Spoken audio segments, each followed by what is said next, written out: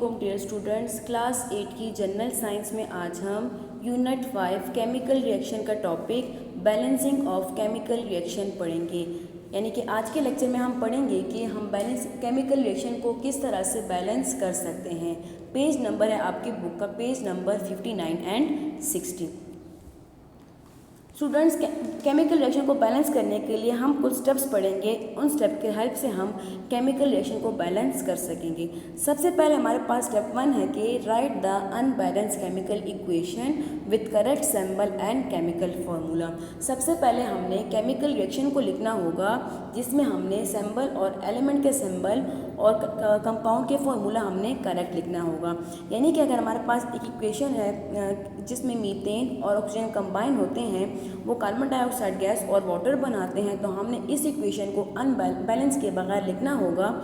इसके साथ साथ जो कंपाउंड है और जो एलिमेंट है उसके सिंबल भी हमने करेक्ट लिखने होंगे। सेकेंड, हमारे पास क्या स्टेप होगा, count the number of atom of each element on both side.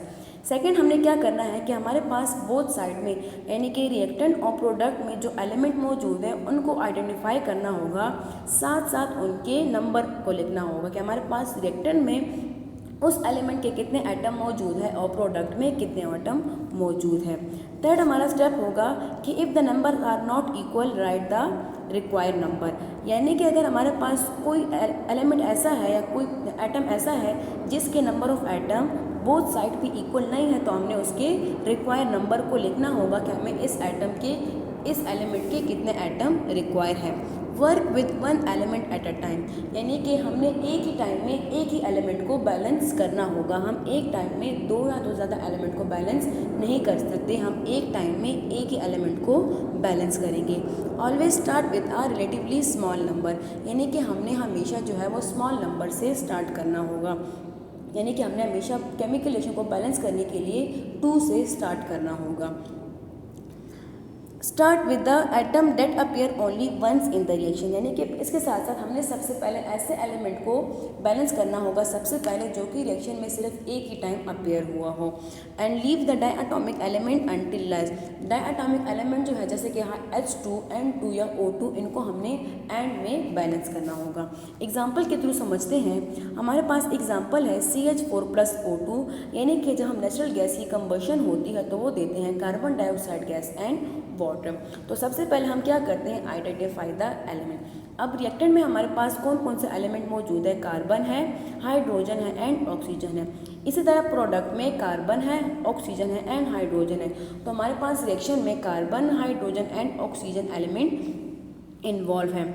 Reactant में हमारे पास कार्बन कितने हैं, कार्बन के कितने एटम हैं, 1। रिएक्टेंट में हाइड्रोजन कितने हैं, 4। और रिएक्टेंट में ऑक्सीजन कितने हैं, 2। अब प्रोडक्ट की तरफ देखते हैं। प्रोडक्ट में भी कार्बन 1 है, इसका मतलब कार्बन हमारे पास बैलेंस है।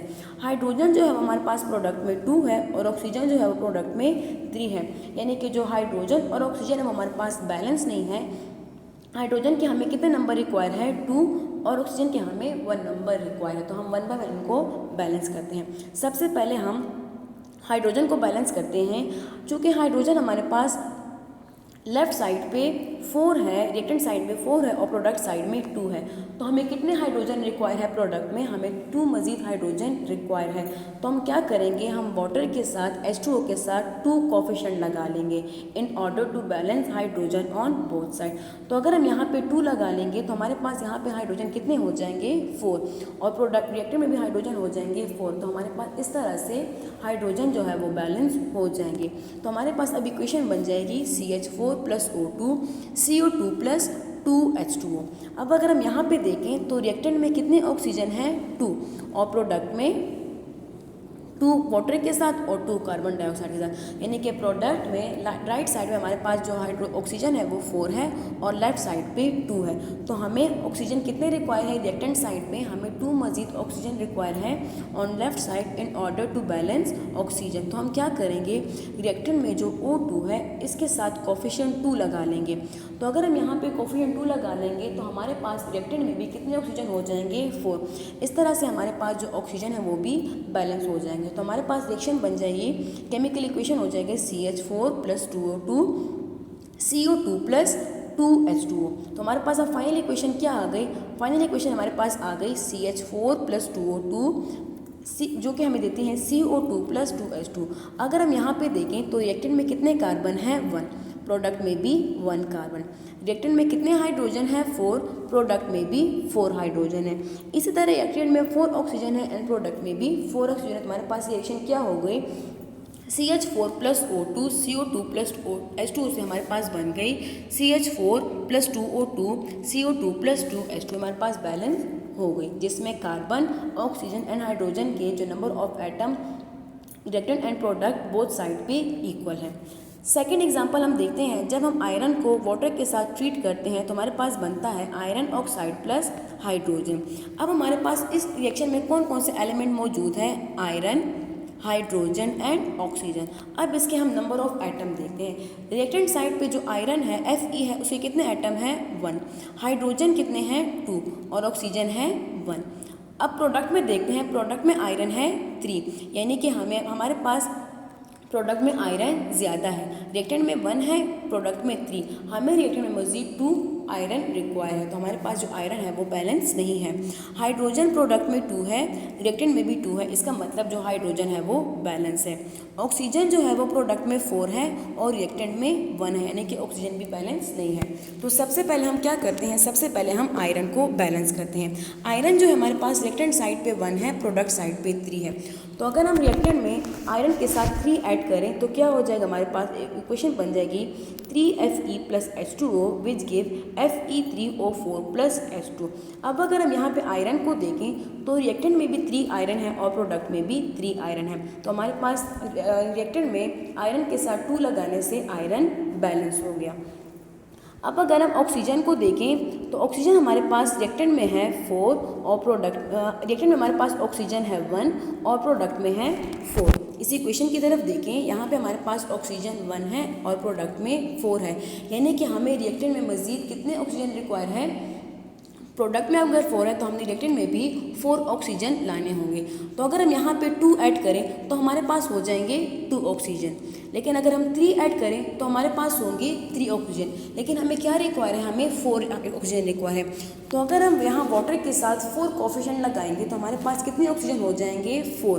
तो हम अगर वाटर के साथ 4 करें तो हमारे पास ऑक्सीजन जो है वो बोथ साइड पे बैलेंस हो जाएंगे। तो अब हमारे पास इक्वेशन बन जाएगी 3Fe + 4H2O × 5E3O4 + H2। तो अब हमारे पास आयरन और ऑक्सीजन तो बैलेंस हो गई, लेकिन जो हाइड्रोजन जो पहले बैलेंस थे अब वो अनबैलेंस हो गए। क्यों? क्योंकि अब रिएक्टेंट में हाइड्रोजन कितने हैं? 4 × 2 = 8। अब रिएक्टेंट में जो हाइड्रोजन है वो 8 है और प्रोडक्ट में 2 है। अब हमने क्या करना है? हमने प्रोडक्ट साइड पे हाइड्रोजन को बैलेंस करना है। तो अगर यहाँ हाइड्रोजन के साथ हम 2 लगाएंगे तो हमारे पास प्रोडक्ट में हो जाएंगे 4 हाइड्रोजन। अगर 3 लगाएंगे यहाँ पे तो 3 × 2 = 6, हमारे पास हो जाएंगे 6, लेकिन हमें प्रोडक्ट में रिक्वायर है 8 हाइड्रोजन। तो अगर हम यहाँ पे 4 लगाएंगे तो हमारे पास हो जाएंगे 4 × 2 = 8, हमारे पास बन जाएंगे 8 hydrogen on the product side. तो हमारे पास फाइनल इक्वेशन बन जाएगी 3Fe + 4H2O Fe3O4 + H2, जिसमें आयरन, हाइड्रोजन और ऑक्सीजन बैलेंस हो जाएंगे। आयरन हमारे पास रिएक्टेंट साइड पे भी 3 है और प्रोडक्ट साइड पे भी 3 है। जो हाइड्रोजन है वो रिएक्टेंट साइड में 8 है, प्रोडक्ट साइड पे भी 8 है। इसी तरह जो ऑक्सीजन है वो रिएक्टेंट साइड में 4 है और प्रोडक्ट साइड में भी 4 है। तो हमारे पास जो इनिशियल रिएक्शन था Fe + H2O Fe3O4 + H2, वो बैलेंस होने के बाद हमारे पास फाइनल इक्वेशन बनी 3Fe + 4H2O Fe3O4 + H2। ये हमारे पास हो गई फाइनल इक्वेशन। तो स्टूडेंट्स, आज के लेक्चर में हमने पढ़ा कि हम केमिकल इक्वेशन को किस तरह से बैलेंस कर सकते हैं। इसके साथ साथ स्टूडेंट्स आपको बताती चलूँ कि अब तक हमने जितना भी काम नोटबुक में किया है वो सब आप लोग अपने स्कूल में चेकिंग करने के लिए सबमिट करा दें। शुक्रिया।